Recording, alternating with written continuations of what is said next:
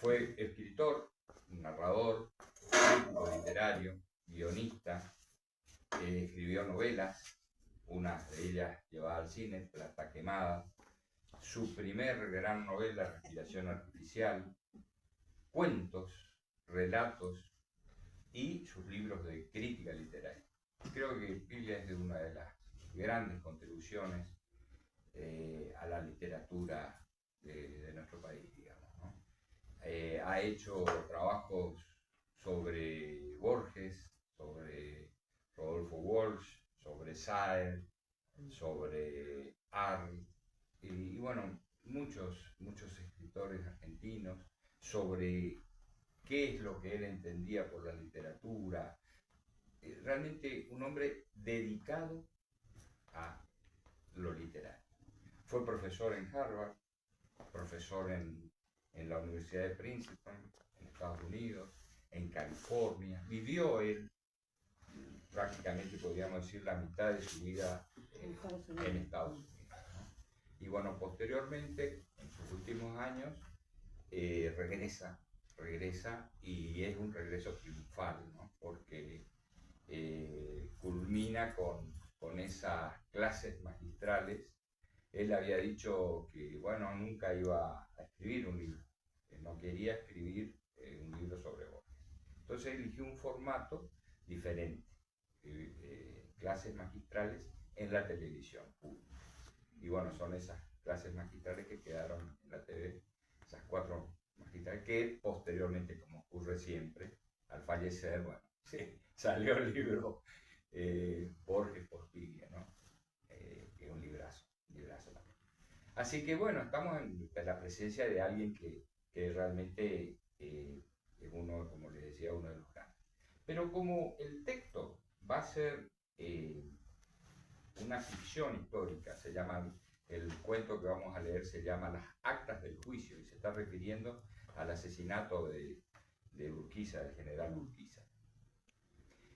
Consideré que el profesor Acetti acá de la Facultad de Letras de la UNE, también ya lamentablemente fallecido él, ha dejado muchos trabajos.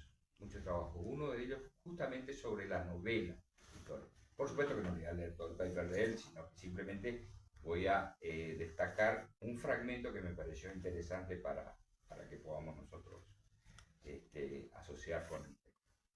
Podemos acordar, nos dice el profesor Acetti, que la contradicción entre la historia y la novela se inscribe entre la oposición entre la verdad y la verosimilitud.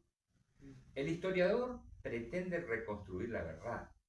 El novelista, en cambio, se apropia de la historia para diseñar un universo verosímil, apoyándose en las estrategias ficcionales de la novela, tales como la ironía, la parodia o la introspección. Sabemos que la mirada del novelista es deliberadamente deformante y en general impugnadora y crítica, reinsertando a la historia en un discurso nuevo, configurado desde la conciencia creadora del autor. El novelista no quiere narrar la historia, sino construir un mundo ficcional sobre la historia. Por eso altera, desplaza, deforma los hechos y las acciones de los personajes históricos, construyendo mundos que no se rigen por las leyes de la verdad, sino por las de la verosimilitud, que otorga a los hechos un estatuto cercano a la pretensión aristotélica de lo que debe ser, antes que de lo que verdaderamente fue, o se presume que fue. El texto histórico tiende a la vez a la precisión, a la reducción de ambigüedades. Su pretensión es rescatar la verdad histórica. Por el contrario, la esencia del discurso literario se descubre en su naturaleza multivocal o polivocal, es decir, las múltiples voces. Además, en la novela histórica existe una tendencia hacia lo intimista y confesional. Se priorizan los hechos individuales frente a los grandes fenómenos históricos colectivos, dando lugar a excursiones por el inconsciente, la locura, el delirio y la imaginación de los personajes, de donde surgen la ambigüedad, el equívoco, la relativización de la verdad histórica. Me pareció que se ajustaba mucho a lo que nosotros estamos por leer hoy, que es justamente un texto que está encuadrado dentro de lo que está denominado la ficción histórica. La ficción histórica, cuando uno dice ficción histórica, parece un oxímoron borgiano, ¿no? Porque estamos hablando por un lado de ficción y por el otro lado estamos hablando de historia, ¿no? Pero bueno, justamente de esa, de esa unión surgen los textos, que ya sean en textos en cuentos o las novelas históricas, ¿no es cierto? Así que vamos a leer el cuento de Ricardo Pi. Para eso traje también un libro que sé que es de difícil acceso en el sentido de encontrarlo. Es un libro escrito por Julio Victorica, quien fuera el ministro de Exterior de Urquiza cuando fue presidente constitucional, y a la vez su yerno. O sea que es una persona que estaba y con una documentación, lo escribió en el año, terminó de escribirlo en el año 1906. O sea que este es un documento, un libro de historia, no es una novela histórica, es un libro de historia. Y el otro libro, que es de Fermín Chávez, Vida y Muerte de López Jordán. Consideré que eran los dos libros que nos van a dar el marco adecuado para empezar a leer este libro. Y después vamos a hacer los comentarios, por supuesto, ¿no? Pero bueno, en la época. López Jordán, que hizo el alzamiento, el último ahí en Goya, por ahí en esa zona. Claro. Ahí en Sí, la esa fue la época tercera la revolución. época de Roca, digamos. Sí, esa fue la tercera revolución. Perdió la batalla ahí en el campo. Sí. Ñaembe. Sí, sí. 5.000 entrerrianos contra 3.000 correntinos. Sí, sí. Le ganaron los correntinos, le corrieron hasta Uruguay. Eso fueron las últimas montoneras, llamémosle así, o las últimas, digamos, resistencias, o pueden llamar, López Jordán estuvo considerado el último caudillo. Sí, el último caudillo. Así que bueno, vamos a leer entonces este cuento de Ricardo Piglia, que tituló Las actas del juicio. En la ciudad del Uruguay, a los 17 días del mes de agosto de 1871, el señor Sebastián Mendiburu, acompañado de mí, el infrainscripto secretario de actas, se constituyó en la sala central del juzgado municipal a tomarle declaración como testigo en esta causa al acusado Robustiano Vega, el que, previo el juramento de decir la verdad de todo lo que supiere y le fuere preguntado, lo fue al tenor siguiente. Lo que ustedes no saben es que ya estaba muerto desde antes. Por eso yo quiero contar todo desde el principio, para que no se piense que ando arrepentido de lo que hice. Que una cosa es la tristeza y otra distinta al arrepentimiento. Y lo que hice estaba hecho y no fue más que un favor, algo que solo se hace para aliviar, algo que no le importa a nadie, ni al general, porque para nosotros estaba muerto desde antes. Eso ustedes no lo saben, y ahora arman este bochinche y andan diciendo que en los bajos de Toledo tuvimos miedo, que lo hicimos por miedo, a nosotros, que decirnos que fue por miedo a pelear, a nosotros que los corrimos a don Juan Manuel y a Oribe y a Lavalle y al Manco Paz, a nosotros que estuvimos aquella tarde en Cepeda cuando el general nos juntó a todos los del quinto en una lomada y el sol le pegaba de frente, iluminándolo, y dijo que si los porteños eran 1000, alcanzaba con 500, porque con la mitad de mis entrerrianos los espanto, dijo el general, y el sol le achicaba los ojos. En aquel tiempo ya teníamos casi 10 años de saber qué cosa es no haber escapado nunca, qué cosa es galopar y galopar como rebotando y sentir la tierra abajo que retumba y arremeter a los gritos, mientras los otros son una polvareda chiquita, como si uno los corriera con la parada. En ese entonces pelear era casi una fiesta, y cuando nos juntábamos era para una fiesta y no para morir. Se escuchaba un galope lejos, de él agrandarse y agrandarse, hasta que cruzaba el pueblo sin parar, avisándonos.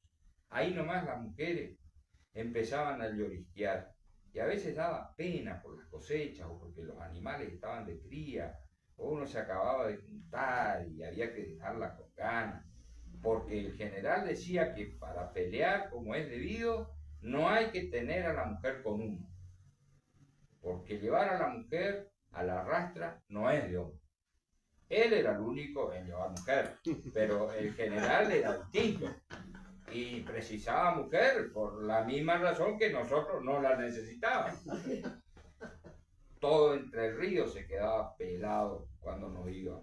Era una cosa de no verse nadie por ni un lado, como si fuera de noche, o fuera cuando la lluvia, que no se ve ni un alma, ni un caballo, nada, porque todos andábamos peleando. Hubo veces que volvimos con los puestos, y era fiero rejuntar los animales y la mujer, y a veces el yuyo lo iba tapando todo y era triste de mirar. Por eso mienten los porteños cuando dicen que cada uno de los soldados de la Confederación era dueño de una estancia. Mienten.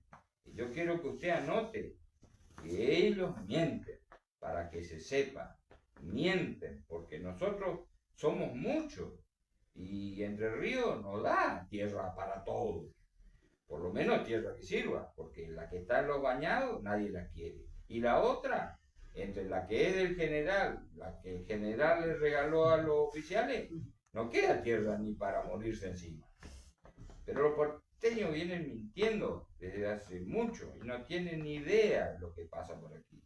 Ellos no conocen eso que nos da de juntarnos casi todos los entrerrianos en 2 días para preguntarle al general a quién había que espantar. Eso de ver llegar hombres de todos los sitios, que para donde uno mira hay caballos, y el general con el poncho blanco esperando. Por eso los que hablan que tuvimos miedo no saben las cosas, y seguro son porteños. No conocen el orgullo que nos daba ser los mejores. No saben todo, que todo pasó por ese orgullo. Aquella alegría que nos dio la vez que hicimos las 100 leguas que van desde Huajay a Pago Largo, en un solo galope que duró 9 días enteros. Fue cuando Oribe hubo que domar potros en el camino, porque la mitad se nos reventó en la galopada aquella, con el sol siempre colgado encima. Y uno corría y corría para escaparle. Eso nos pareció que le disparábamos al sol, que se nos metía dentro de la piel, que nos llenaba la cabeza de polvo y de cansancio. Y seguro fue lo que nos hizo andar tan ligero. Cuando llegamos, el Uruguay estaba en crecida. Debía estar lloviendo lejos. Por ahí el cielo lastimaba de tan claro mientras nos amontonábamos en la orilla, y el río estaba tan ancho que no se alcanzaba a ver más que la sombra de los montes del otro lado. Estaba lleno de troncos y basura que cruzaban saltando, y cuando no había tronco, el agua se quedaba quieta y marrón, parecida a la tierra. Nos quedamos mirando y mirando, hasta que el sargento Reyes fue y le dijo al general lo que pensábamos todos. Se acercó, sin bajarse del caballo, se lo dijo. El general galopó de una punta a otra y levantaba el sombrero en la mano como agradeciendo. El agua empujaba, que metía miedo, y había que afirmarse despacio, y era jodido nadar llevando el caballo del cabestro, y el agua estaba tibia, y de golpe se cortaba de tan fría y cada tanto alguno daba un grito y una voltereta y aparecían las patas del caballo y la panza y era que se lo llevaba a la correntada y ese no salía más, por lo menos hasta el salado. Cuentan que el río estaba gris porque nosotros lo cubríamos. Tantos éramos que en vez de agua parecía lleno de entrerrianos. Estuvimos cerca de 1 hora hasta poder afirmar los pies en el barro. Dicen que el general se fue por una hondanada y por poco se ahoga, que manoteó feo y terminó prendido en un tronco. Eso dicen, pero algunos lo vieron del otro lado, los más calmos, y no sofocados como nosotros que respirábamos abriendo la boca, porque el que más, el que menos había sentido el gusto aceite tibio del agua revolviéndolo las tripas. ¿Quién dice que no es de esto lo que tengo que hablar? Si fue por esto que yo lo hice, y por estas cosas entendió el general que no era el miedo a lo que nosotros le cuerpeábamos. La noche aquella en los bajos, lo supo por estas cosas, y porque él, de nosotros, lo sabía todo, por lo menos mientras fue el de siempre, antes que lo cambiara.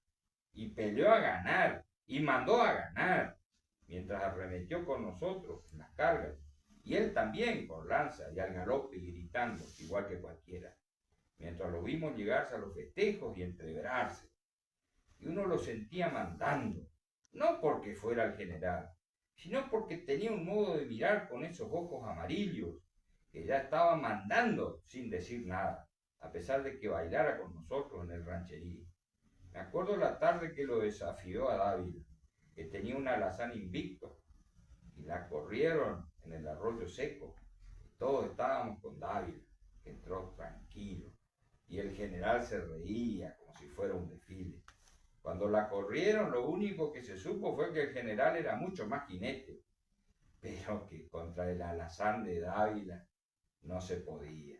Nadie se lo olvida aquella noche tampoco, tan caliente con la mujer del payo, que era rubia y de ojos parecidos a los de él, y nunca se supo de dónde la había traído. Eso preguntó el general. ¿De dónde la sacó Chávez? La quería para él.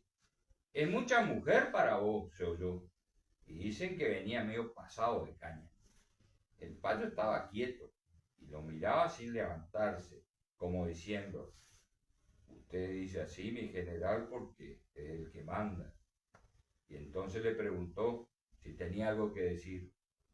¿Tiene algo que decir, Chávez? Y la voz se quedó como colgada en el aire porque ya no había ni música, nada más que el silencio cuando lo dijo, con esa voz suya acostumbrada a mandar.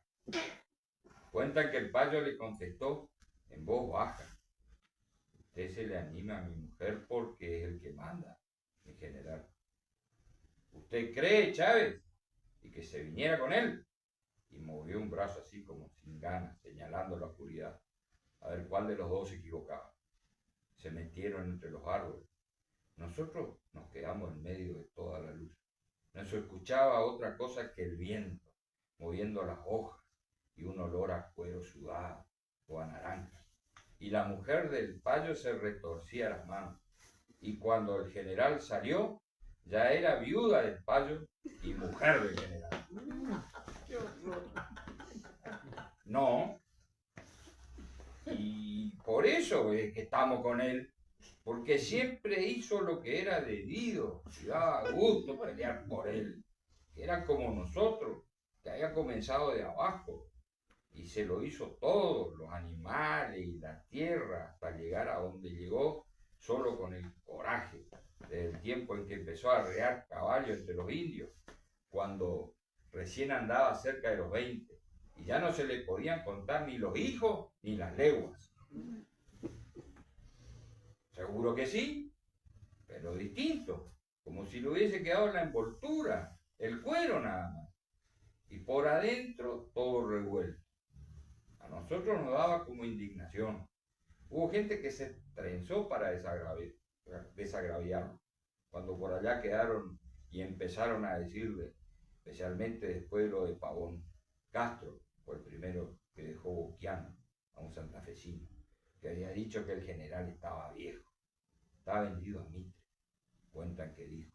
Y Castro, casi con desgano, lo hizo salir del boliche y el otro le decía, con los ojos agrandados, por la falta de coraje, no me mate, no me mate. Cuando lo dejó tirado a todos, nos vino la tranquilidad. Pero era como si empezaran a decirnos lo que andábamos diciendo, que el general estaba como muerto. Algunos dicen que todo empezó cuando le mataron el Sauce, un tordillo que era una luz y se lo mataron por casualidad.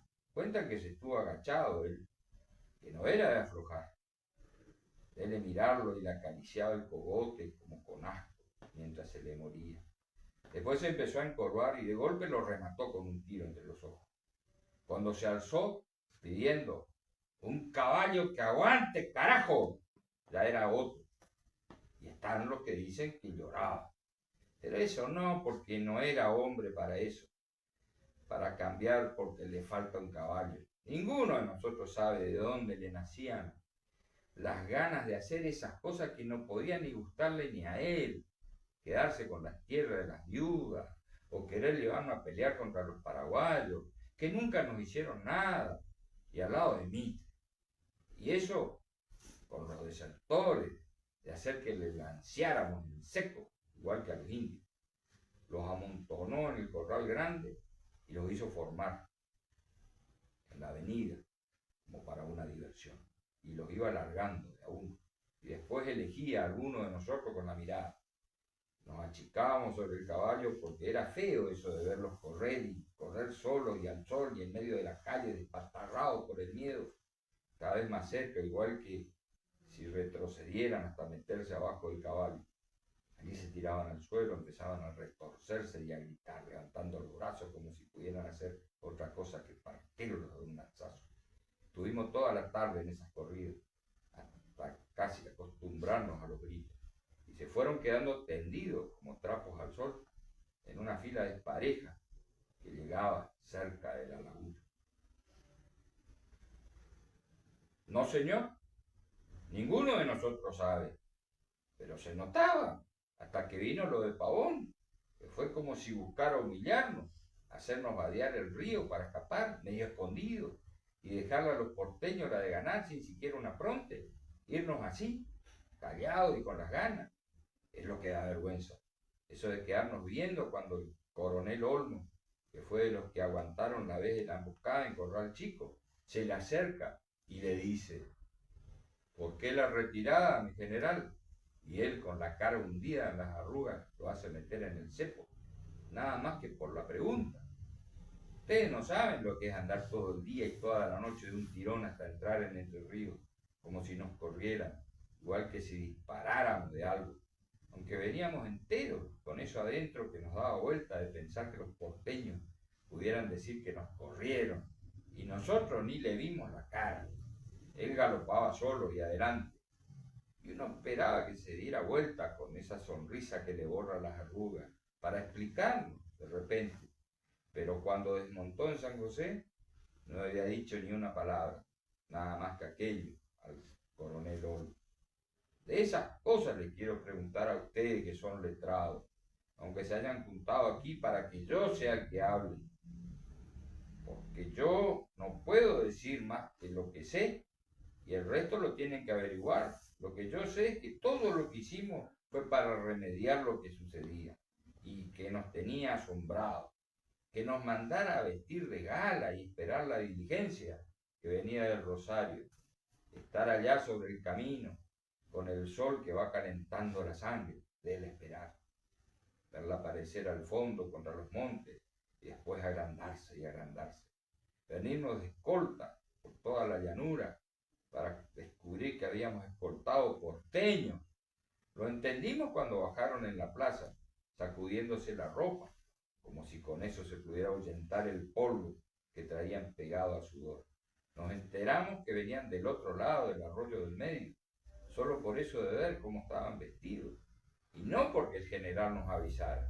Después pensamos que él los iba a educar, pero los recibió como si los necesitara, con todo embanderado, y por la ventana se veía luz y la mesa cubierta de porteños, y el general disimulado en el medio, vestido como ellos. Cuentan que los porteños decían las cosas, hablaban de ferrocarriles y del puerto y de la patria, siempre con la voz del que ordena, y el general los escuchó callados, como si anduviera con sueño. Al otro día nos hizo desfilar delante de esos sudados que se metían el pañuelo en la boca cuando levantamos por vareda al galopar. Y así anduvimos de un lado al otro, festejándolo, como si no fueran los mismos, como si no fueran los mismos galerudos a los que vamos a empujar hasta el río y a enseñar lo que somos los entrerrianos, enseñarles qué cosa es la patria y qué cosa es ser federal, como nos dijo aquella vez, tan quieto en el Tordillo y antes de cruzar a florearnos por Buenos Aires, todo con la cinta pulsoria al trote, despacito nomás, para que aprendieran como si no fueran los mismos.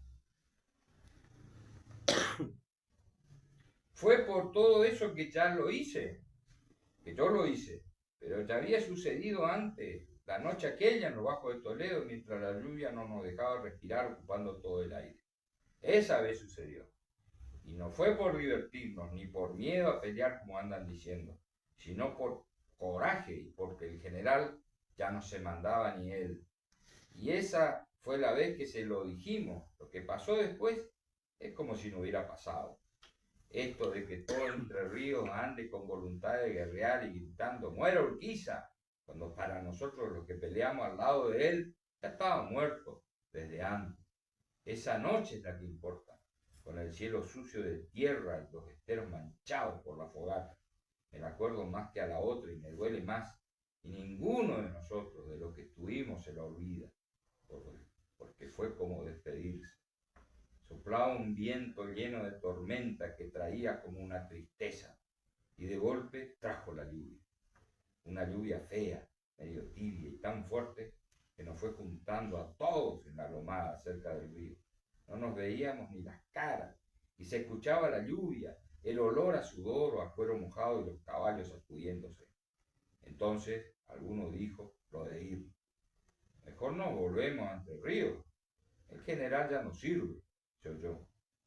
Y como si con eso lo mandaran a llamar, apareció. Apareció, no él, sino esa voz suya tan quieta, preguntando: ¿pasa que nos vamos, mi general? ¿Y quién carajo ordenó que se vaya? Se escuchó el río que estaba tan cerca y creciendo. Eso como un trueno, que era el río y nada más, porque ninguno sabía contestar quién era el que mandaba volver. Nos quedamos callados mientras la lluvia nos hacía cerrar los ojos y apretarnos en la montura, como para no estar todo en medio de una oscuridad que aunque uno abriera bien los ojos igual no veía más que la lluvia, y era como estar solo con el alma encima del caballo hasta que cruzaba un relámpago como una llamarada, y entonces se veía la loma llena de hombres, igual que si brotaran. Nunca estuve cerca del general, pero le escuché la voz mezclada con el bochinche. Algunos dicen que nos hablaba, pero no se entendía más que la lluvia, hasta que al fin entramos a ladearnos despacito para el lado del estruendo y nos metimos en el río que empujaba feo como la B de Oribe, y en medio de aquella agua que venía de todos lados lo escuchamos gritar, y a veces de pronto era como verlo con el poncho medio gris, color ceniza, parecía un tronco arrancado de la tierra tirado en el medio del río. Yo no me acuerdo de otra cosa que del agua y de los gritos, y de una vez, en medio de la luz de un relámpago que me pareció verlo, y tuve ganas de pedirle que se viniera con nosotros para Entre Ríos.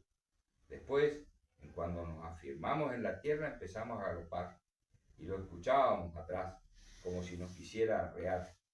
Los gritos llegaban medio deformados por la lluvia y el viento, igual que un aullido mezclado al galope, y era como si cada vez el general gritara más bajo, y más bajo, y más bajo, hasta apagarse, hasta que no se oyó otra cosa que la lluvia rebotando en los charcos.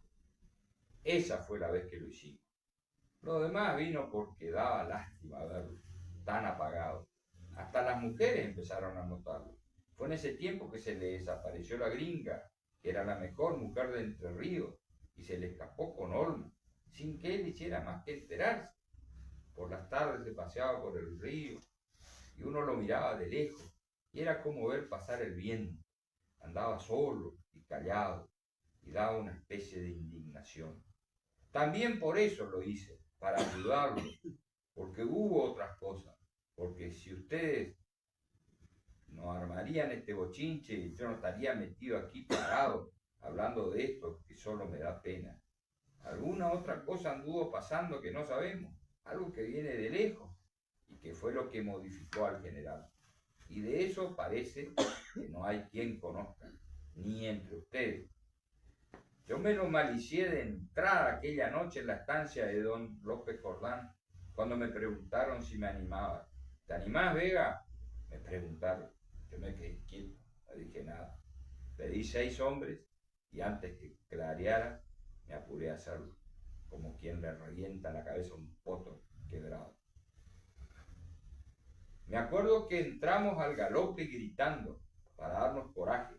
Los caballos refalaban en las baldosas y los gritos iban y venían por las paredes cuando entrábamos sin desmontar como apurados. Él apareció de golpe al fondo del pasillo, solo y medio desnudo contra la luz.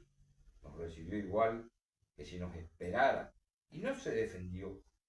No hacía más que mirarnos con esos ojos amarillos como si nos estuviera prendiendo el alma. No sé por qué yo me acordé de aquella tarde cuando bajó del Torbillo después de perder con Dávila. Estuvo parado ahí, junto, bajo la luz, con esa camisa que le dejaba las piernas al aire, hasta que lo tumbamos. Cuando Matilde, la hija de la que había sido mujer del Payo Chávez, se le tiró encima para defenderlo. Yo mismo le oí decir que no llorara, y eso fue lo único que habló esa noche, y lo último que habló en su vida. No llore, mi hija, que no hay razón. Le escuché mientras le buscaba el cuerpo entre los claros que me dejaba el de Matilde, y el general tenía la cara escondida por las arrugas y los ojos quietos en algo. No en mí, que estaba muy cerca, en algo más lejos, en la gente de a caballo, o en la pared media descolorida de tanto poner y sacar la bandera. Y estaba así, con los ojos alzados, la cara escondida por la muerte, la Matilde acostada encima y manchándose de sangre cuando lo maté. Perdone, mi general, le dije, y me apuré buscándole el medio del pecho para evitarle el sufrimiento. Bueno, como ustedes se habrán dado cuenta, tiene una potencia, tiene mucha fuerza porque está contado en primera persona. Además, utiliza un recurso muy que es el interlocutor ausente. Ustedes se habrán dado cuenta que yo hacía unas pausas que son las preguntas que le hacía el juez. En una podemos, es más, en algunas está más claro que en otras, ¿no? Cuando le dice, bueno, no, pero usted, cuénteme qué pasó esa noche. Pero bueno, ya, que por todo esto, él estaba contando todo su visión, digamos, sus razones de las que le llevaron a... Y en lo que se cuenta, digamos, de esa noche, Piglia cambia el apellido, es Robustiano Vera, él le cambia por Robustiano Vega, y no eran 6, fue un grupo de 50, así que, bueno, pero hablando del texto, Sí, fíjense que para mí, diría perfecto, si ustedes me preguntan el cuento, sobre todo por los recursos que utiliza Piglia, esto del interlocutor ausente, esto de utilizar un narrador en primera persona, esto no, sería como obvio, diríamos, si lo pone a un general o a uno ilustrado, ¿no es cierto? Para que no, lo pone a un soldado, un sargento, ¿no? Que bueno, él lo que veía y lo que escuchaba, porque... Lo describe, el cuento lo describe a Urquiza, contando, a medida que él va relatando, va describiendo lo toda va la personalidad. describiendo toda su vida, Toda porque su- dice, yo lo conozco desde que arreaba caballo, que le robaba Empezó de la rodillo, nada. de la nada. No, muy bueno. Muy bueno. Y puntualiza Muy las cosas que lo llevaron finalmente a su muerte, ¿no? Él, digamos, una de las grandes cosas es, bueno, por supuesto, su formación como historiador, ¿no es cierto? Eso le da una solvencia en el tema, primero. Segundo, después se vuelca a la narrativa, digamos, ¿no? Entonces, también creo que gran admirador y podríamos decir discípulo de Borges, ¿no?